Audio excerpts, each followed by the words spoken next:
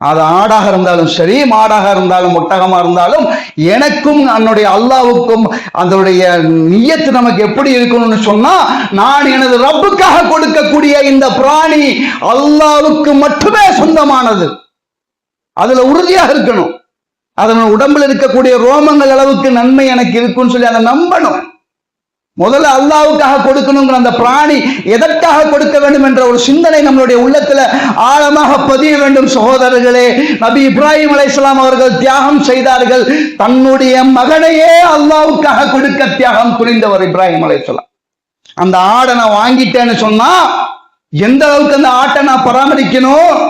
என்னோட மகனை போல, என்னோட மகளை போல, என்னோட குழந்தை. அது நான் வந்தா அது என்னை எட்டி பார்க்கணும். அந்த காதல் மலரணும் உங்களுக்குள்ள.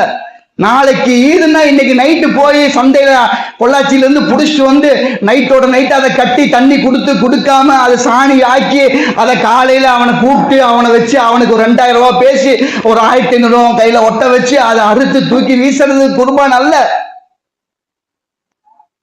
மாறாக அதை நம்ம வாங்கி வளர்த்துறது எப்படி வளர்த்தணும்னு சொன்னா, என்னோட குழந்தை மாதிரி வளர்த்தணுங்க.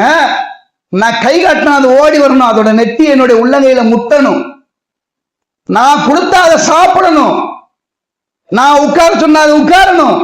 நான் தண்ணி குடிச்சா அதுக்கு நான் கொடுத்தா அது குடிக்கணும். என்னுடைய வண்டி சத்தத்தை அது உணர்ந்து எட்டி பார்க்கணும். நமக்குள்ள ஒரு பாண்டிங் ஏற்படணுங்க.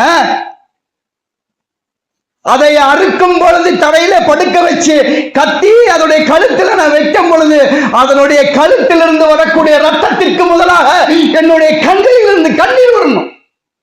நான் அழுகணும், தேம்பி தேம்பி அழுகணும். அட மாடு போகுது, இந்த ஆட்டை நான் கொடுக்கிறேனே என்னுடைய ரப்புக்காக மட்டும். அல்லாஹ் இல்லைன்னு சொன்னா அந்த ஆட்டை நான் அறுக்க மாட்டேன். அல்லாஹ் மீது எனக்கு பாசம் இல்லை என்று சொன்னா அந்த மாட்டை நான் வெட்ட மாட்டேன். நான் உயிரோடு இருக்கிற வரைக்கும் அந்த மாட்டை நான் கூடயே வச்சுக்குவேன். நான் உயிரோடு இருக்கிற வரைக்கும் அந்த ஆட்டை நான் என்னோட குழந்தை மாதிரி வளர்த்துவேன். அல்லாவுக்காக, அல்லாவுடைய பாசத்திற்காக, அல்லாவுடைய நேசத்திற்காக இந்த பிராணியை நான் கொடுக்கிறேன். யா அல்லாஹ், நீ இல்லை என்று சொன்னால் இதை நான் வெற்றிருக்க மாட்டேன். யா அல்லாஹ், அந்த பாசம் எத்தனை பேர்த்திட்ட இருக்கு, அந்த உணர்வு எத்தனை பேர்த்திட்ட வருது? சடங்குக்காக, சம்பிரதாயங்களுக்காக கொடுக்கக்கூடிய பழி பிராணி கிடையாது. நமக்கும் அல்லாவுக்கும் இருக்கக்கூடிய அந்த காதல், அந்த நட்பு, அந்த தொடர்பு. அல்லாஹ் விரும்புவது இறைச்சி அல்ல, இறையச்சத்தை. அதை உணர்ந்து அந்த ஒரு